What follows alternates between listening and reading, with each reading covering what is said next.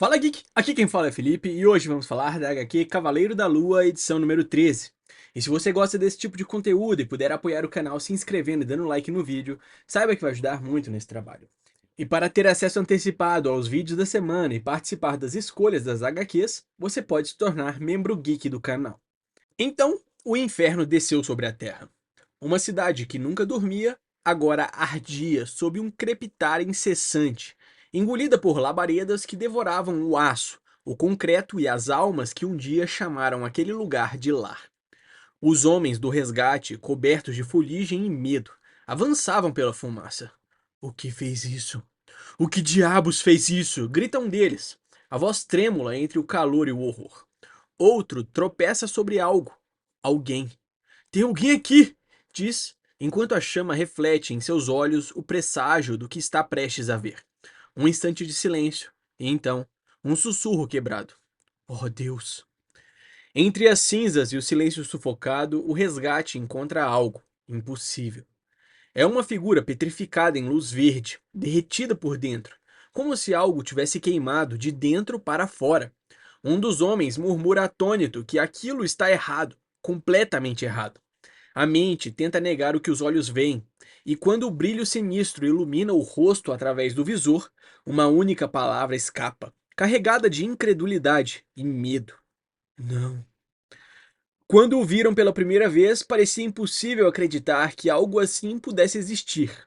Ele era colossal, maior que qualquer monstro que já pisara na Terra, maior que o Coisa, maior que o próprio Hulk, maior que o mundo inteiro. Sua presença distorcia o ar. Seu grito fazia o chão tremer, como se o próprio inferno respondesse. E no rastro de sua fúria vieram o sofrimento e a morte espalhados de forma indescritíveis. Ele feriu pessoas inocentes, as matou de maneiras que ninguém deveria testemunhar. E o pior de tudo, ele não se importou nem por um segundo. Agora, em uma roda de conversa, um bombeiro de Nova York falava com a voz embargada. Já esteve em zonas de conflito, mas nunca se sentiu tão impotente. Nunca vira alguém tratar pessoas daquela forma, como se não tivessem importância, como se fossem apenas carne. E ali, imóvel, o Cavaleiro da Lua escutava, o olhar perdido em algo muito além das palavras. A raiva explode como uma granada presa por tempo demais. Mark grita, o som ecoa pelas ruas vazias enquanto o Cavaleiro da Lua desconta sua fúria em tudo ao redor. Ele me enganou! Repete, como se as palavras pudessem apagar a culpa que o consome. E no meio do caos, ela solta um comentário ácido, quase irônico. O que sempre admirou nele era essa calma, essa serenidade absurda com que ele lida com situações difíceis. Mark encara o vazio, a culpa refletida no brilho frio de sua máscara. Diz que foi enganado, que o transformaram em um tolo, mas ela não deixa passar. Lembra que ninguém o forçou, que ele mesmo escolheu ajudar o vilão. Um Deus sem misericórdia. As palavras dela cortam fundo, trazendo à tona o passado que ambos tentam enterrar.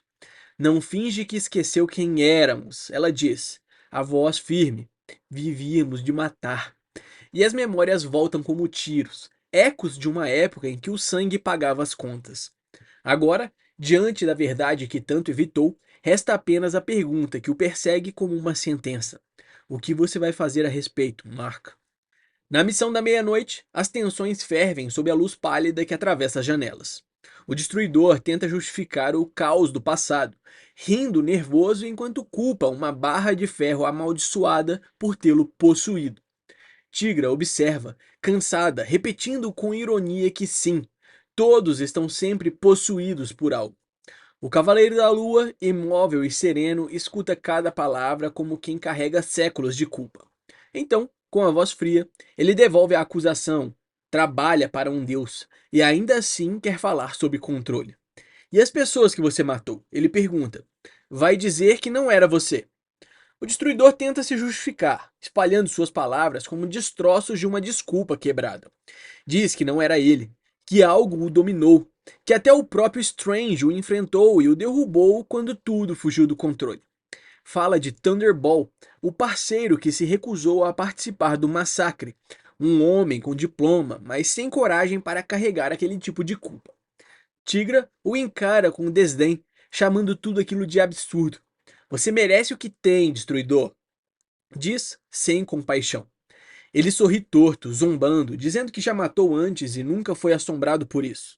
Mas quando o silêncio cai, o Cavaleiro da Lua murmura, quase para si mesmo, que ele está certo. Há algo errado. O Cavaleiro da Lua decide que precisa de ajuda, de um especialista.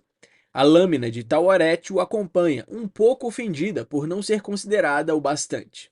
Mas, quando o destino os leva ao Sanctum Sanctorum, a tensão muda de tom. Ela questiona como ele sabe sobre Stephen Strange, afinal, ele morreu há mais de uma década. Ele responde com frieza: todos no mundo místico conhecem o Doutor Estranho, e a relação entre eles é, no mínimo, complicada. Um pequeno sorriso surge sob a máscara ao admitir que o socou uma vez. Só uma. E quando ela pergunta por que pedir ajuda a alguém que o despreza, ele responde sem hesitar: Stephen pode não gostar de mim, mas ele respeita o punho de Khonshu. Das sombras do Sanctum, ela surge como uma visão de poder e mistério. Clea. Sua presença preenche o ar com energia arcana e até o Cavaleiro da Lua, envolto na luz divina de Khonshu, parece diminuir por um instante. Ela o cumprimenta com ironia afiada, lembrando que ter o favor do Senhor da Guerra de Manhattan não é pouca coisa. Mark abaixa a cabeça, a voz mais suave do que o habitual, reconhecendo o passado que compartilham. Você tem razão e me desculpe. É bom ver você, Claire. Dentro do Sanctum Sanctorum, o eco dos passos de Clea, Layla e Mark ressoa como um ritual antigo. A feiticeira ouve atentamente enquanto o Cavaleiro da Lua explica o motivo da visita. Não buscam por Stephen Strange, mas o que ele poderia representar. Mark apresenta Layla a lâmina de Taweret, e então revela o verdadeiro problema: fantasmas. Espíritos de 4 pessoas que morreram em dor e medo, e agora perseguem o próprio assassino. Clea percebe a gravidade do caso enquanto Layla explica que Strange esteve envolvido no incidente. Mas algo não se encaixa. Os mortos parecem armados, manipulados, usados como ferramenta de vingança. Eles estão sendo controlados, conclui Mark, enquanto Clea, com o olhar frio e a voz hesitante, lança a pergunta que pesa ao ar. Você está tentando salvá-los ou proteger o assassino? O ar no Sanctum vibra com energia mística enquanto Layla e Mark discutem sobre a natureza dos espíritos. Ela insiste que algo está errado e Clea, com um meio sorriso, admite que começa a simpatizar com a determinação deles. Mark fala com um peso na voz. Ele sabe o que é ser usado como arma, sabe o gosto amargo de perder o controle, e agora teme que os mortos estejam sendo forçados a reviver esse mesmo tormento. Ele pede que Clea encontre o necromante por trás disso, mas ela recusa com frieza. Não é uma curandeira, ela é uma guerreira, e não vai ajudar quem feriu seu marido. Ainda assim, em um gesto de poder e confiança, estende a mão e libera um clarão etéreo. Encontrarão as respostas por si mesmos, diz enquanto suas formas astrais são libertadas. Num instante, o mundo físico se dissolve, o Cavaleiro da Lua e Layla emergem em um plano onde a magia respira. E o impossível ganha forma.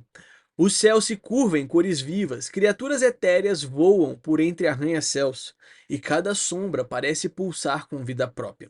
É isso que os magos veem o tempo todo? Layla pergunta, maravilhada. Mark observa em silêncio, tomado pela mistura de espanto e desconforto. Deus, que inveja! É tanta vibração, tanta energia, ela diz, deslizando pelo ar com asas douradas. Mas Layla sente o contraste. Aquilo não é Duat, não é o pós-vida que conhece. Aqui, tudo vive, até se desintegrar em pó. Enquanto flutuam entre mundos, Layla e Mark conversam não como guerreiros, mas como ecos de vidas partidas. Ela fala sobre seu papel como a lâmina de Taweret, guardiã do equilíbrio entre os mortos, assim como ele serve a justiça entre os vivos. Seu dever se expandiu, diz ela, cruzando a fronteira entre a vida e a morte. Mark tenta aliviar o tom, mas ela o corta com frieza. Os instrumentos dos deuses não deveriam se misturar fora de suas missões. Há um carinho escondido em suas palavras, uma dor antiga disfarçada de ironia. Quando ele pergunta por que ela nunca o procurou, ela sorri com tristeza. Você tem uma vida inteira, Mark. A minha terminou quando a sua começou de novo. Voltar não seria justo, nem para mim, nem para você, e nem para aquela mulher feroz que te ama, sabe-se lá por quê.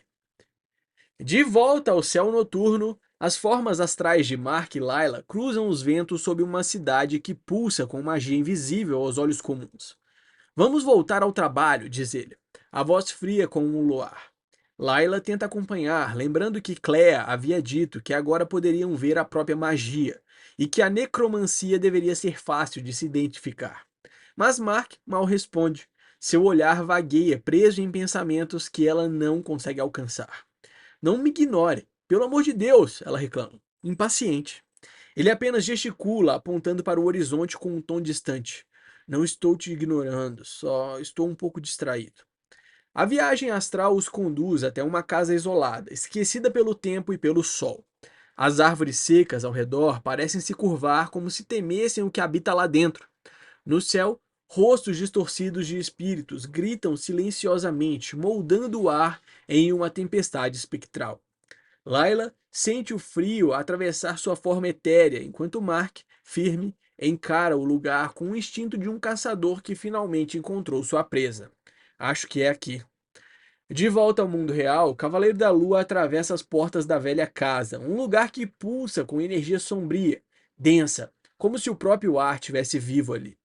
As paredes sussurram lembranças e cada objeto parece testemunhar algo proibido. É aqui, ele diz. Sinto a magia até nos ossos. Layla sente o mesmo peso. Um frio que lembra o Duat, o limiar entre a vida e o além. Mas antes que possam avançar, uma voz ecoa do salão, carregada de rancor e resignação. Um homem, marcado pela dor e pela revolta, os observa das sombras. Sabia que acabaria assim, diz ele, a chama das velas refletindo o símbolo cravado em suas costas. Vocês, heróis de capa, não suportam quando alguém comum resolve fazer justiça com as próprias mãos. O homem se levanta da penumbra, a voz carregada de rancor e cansaço. Tudo o que você precisava fazer era me deixar em paz, ele diz, rasgando o tecido sobre o peito, marcado por símbolos sombrios. O Cavaleiro da Lua dá um passo à frente, reconhecendo algo naquelas palavras, naquele timbre. Eu conheço você. Essa voz. Mas o estranho apenas sorri. Um som amargo e familiar. Não se preocupe, cavaleiro. Não vou levar para o lado pessoal. Afinal, não é como se nos conhecêssemos há muito tempo. Ele ergue uma máscara negra, o reflexo do passado de Mark cintilando nela. Sabe o que leva tempo de verdade? Aprender magia, caçar livros, pergaminhos, arquivos proibidos, ensinar a si mesmo a conversar com os mortos e controlá-los. Seus olhos brilham como lâminas. Anos da minha vida, Cavaleiros da Lua, todos dedicados a isso. O homem se ergue entre as chamas e símbolos antigos, o olhar fixo, tomado por uma determinação quase sobre-humana. Depois do que ouvi naquela noite, quando o destruidor enlouqueceu, eu soube que passaria quantos anos fossem necessários. A voz dele vibra com o peso da obsessão. As sombras dançam ao redor, revelando o uniforme queimado de bombeiro. Um vestígio da vida que ele perdeu no inferno que presenciou. Agora, cada cicatriz é uma promessa, cada palavra um feitiço. Essa foi uma pincelada da história da HQ Cavaleiro da Lua, edição número 13. Eu espero que você tenha gostado. Não esquece de deixar o seu like e se inscrever no canal para acompanhar de perto mais histórias como essa. Valeu!